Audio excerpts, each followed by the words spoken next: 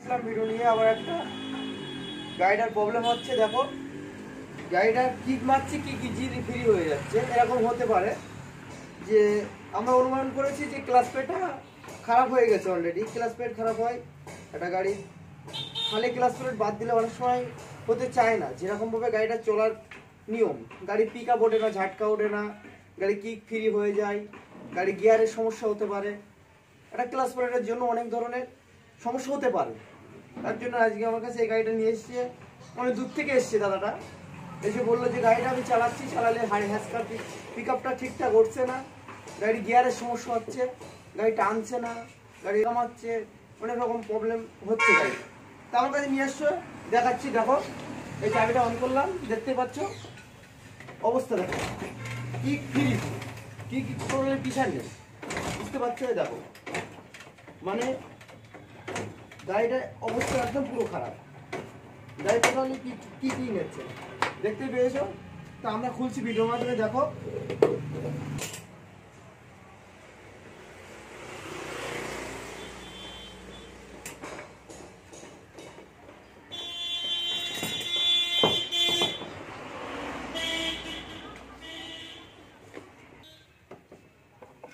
আমাদের প্রায় খোলা হয়ে গিয়েছে, দেখতেই পাচ্ছ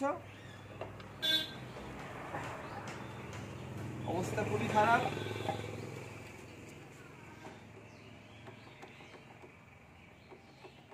ক্লাস প্লেটের অবস্থা ভীষণ খারাপ হয়ে গিয়েছে, তার জন্য এরকম হচ্ছে। ক্লাস হাউজের সমস্যা হলেও এরকম হয়, গিয়ারের সমস্যা হয়, গাড়ি ঠিকঠাক টানে না, তারও সমস্যা হয়।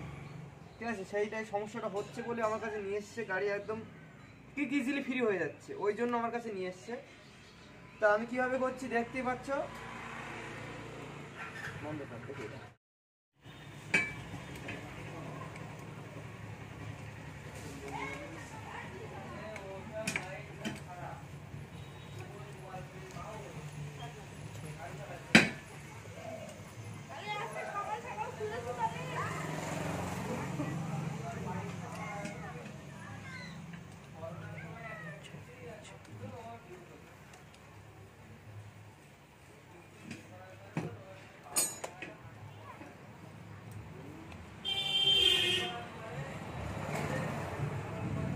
লাইট মারবো, অফ করি। হ্যাঁ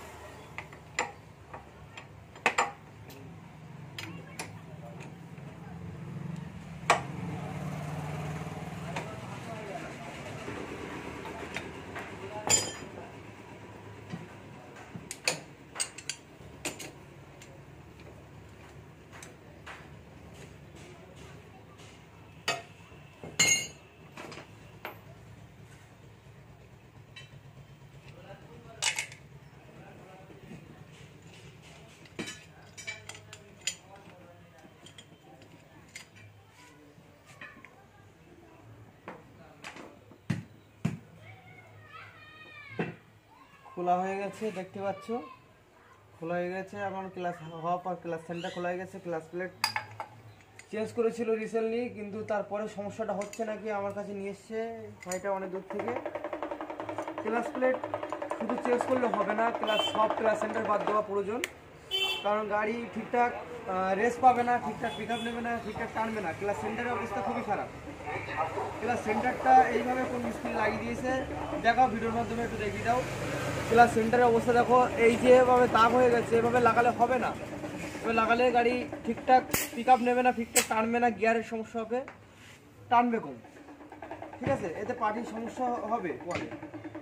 মিস্ত্রি ভাইরা তো এইভাবে লাগিয়ে দেয়, দিয়ে টাকা নিয়ে ছেড়ে দেয়। ঠিক আছে, এভাবে দিলে হবে না কিন্তু, কারণ যেটা দেওয়া উচিত সেটাই দিতে হবে। তবে গাড়ির সমস্যা হবে পরে, পরে এসে ঝামেলা করবে, কাউন্টাল কথাবার্তা বলবে।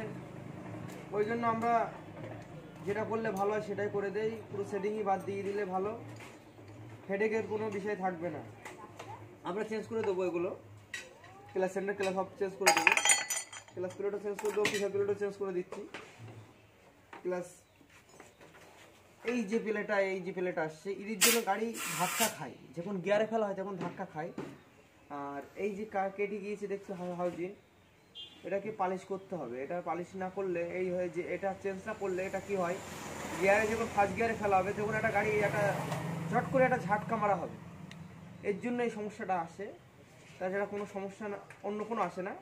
আর গিয়ারের সমস্যা আছে, গিয়ারে কি হয় জাম হয় অতিরিক্ত মানে ক্লাস টাইট করার পরও গাড়ি জাম থাকে, সেই কারণে আমরা হাউজিং কাজটা করে দেবো।